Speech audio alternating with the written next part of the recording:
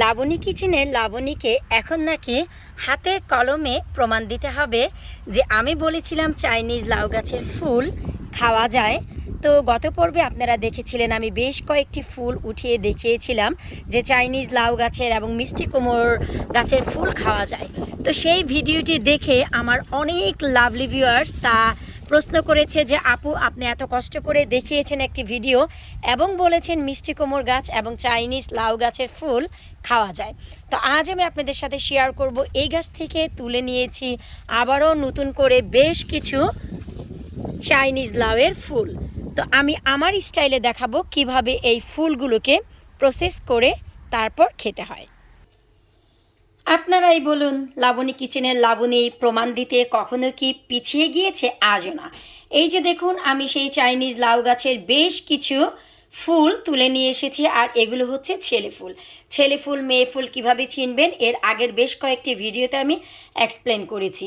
তো এই যে ফুলগুলো ছেলে ফুলগুলো তুলে নিয়ে এসে আমি মাঝখান থেকে একটু চিড়ে নিয়ে ভেতরে যে একটি রেণু থাকে সেই রেণুটি আমি ছিঁড়ে ফেলে দিয়েছি। আপনারা চাইলে রেখেও দিতে পারেন, কোনো সমস্যা নেই। আর সব থেকে বড় কথা, এই ফুলটি অনেকে অনেকভাবে খায়। আজ আমি আমার স্টাইলটি আপনাদের সাথে শেয়ার করব।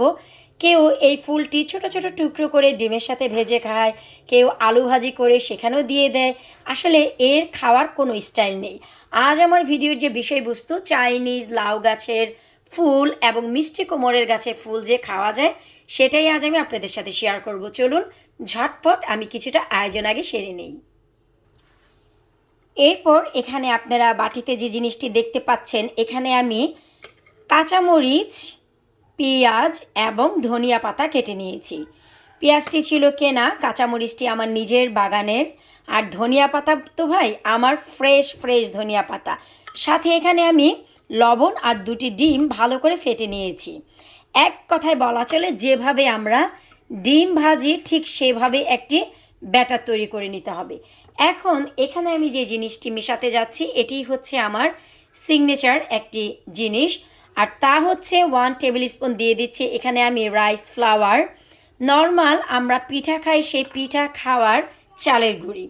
অনেকে আছে একেবারে নর্মাল পুরো ব্যাটারটি চালের গুঁড়ি দিয়ে গোলায়, কেউ আছে শুধু ডিমের ভিতর লবণ ফেটে সেটাতে ডিপ করে ভাজে, আবার কেউ আছে ময়দা ঠিক এভাবেই ব্যাটার করে সেখানে ভাজে। আজ আমি আমার স্টাইলটি আপনাদের সাথে অবলম্বন করব। এই যে চালের গুঁড়ি এটা দেওয়ার কারণে একটি ক্রাঞ্চি ও ক্রিস্পিনেস আসবে। ক্রিস্পিনেস দেখুন তো কি হয়ে গেল, একটু ক্রিস্পিনেস আসবে, এতে করে খাবারের টেস্ট অনেক বেড়ে যাবে। তো খুব ভালো করে কিন্তু আমাদের এটি ফেটে নিতে হবে। এবার আমি একটি প্যানের ভিতর তেল দিয়ে মিডিয়াম গরম করে নিয়েছি। এখন এই যে আমরা যে ব্যাটারটি বানিয়েছি চালের গুঁড়ি সহ, এখানে এই যে আমরা ভালো করে কেটে ধুয়ে রেখেছিলাম সেই যে ফুলটিকে এমনভাবে ডিপ করতে হবে যেন এইখানে চমৎকারভাবে সব কিছু অ্যাড হয়। আপনারা একটু লক্ষ্য করলেই দেখতে পাবেন যখন আমি এই যে তেলের ভেতর দিব, আর তেলের তাপমাত্রাটি ঠিক এমনই থাকতে হবে, এমন নয় যে দিলাম আর ঠাস করে ফুটে উঠলো, তখন কিন্তু ফুলটি ভাজা হবে না, একেবারেই চুপসে যাবে। ঠিক এভাবে করে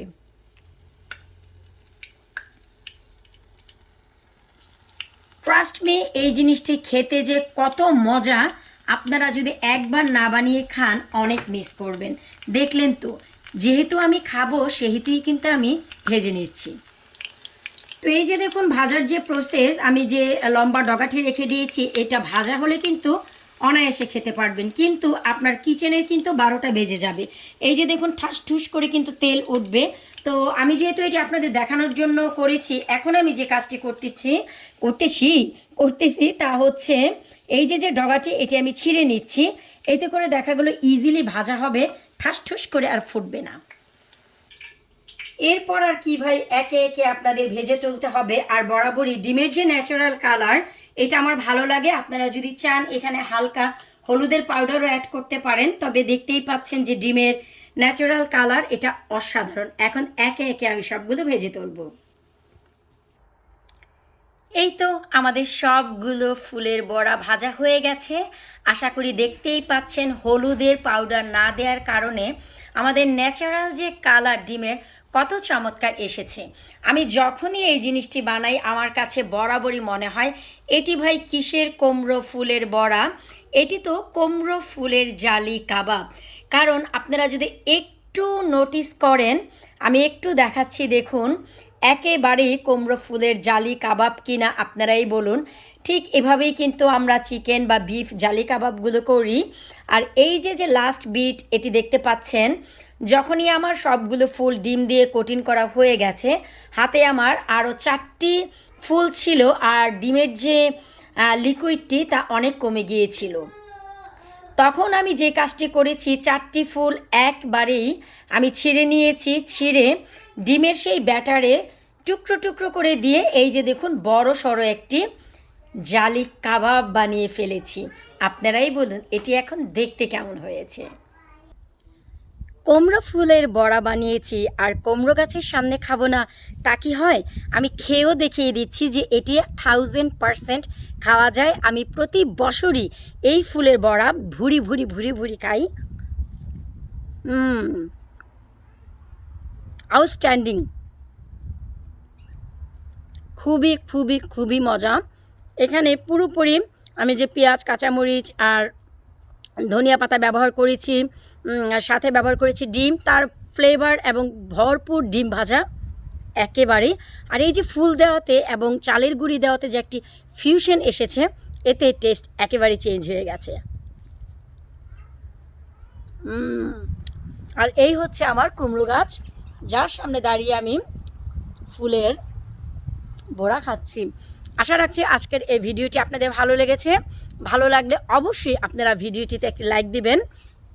আর যারা আমার কাছে কমেন্ট করেছিলেন গত ভিডিও দেখে যে আপু আপনি বলেছেন কুমড়ো ফুলের বড়া খাওয়া যায়, প্লিজ আমাদের কুমড়ো গাছে শুধুই ছেলে ফুল হচ্ছে, মেয়ে ফুল হচ্ছে না, আপনি যদি একটু দেখান যে এটি খাওয়া যায় বা কীভাবে খেতে হয়, অ্যাটলিস্ট আমরাও আমাদের গার্ডেনের কিছু সবজি বা ফুল খেতে পারবো। তো এই যে দেখুন আমি যেহেতু খাচ্ছি, আপনারাও খেতে পারবেন। প্লিজ আপনারা আপনাদের গাছে ফুলগুলো নষ্ট না করে খেয়ে ফেলুন। বিদায় নিচ্ছি আজকের মতো। আল্লাহ হাফেজ।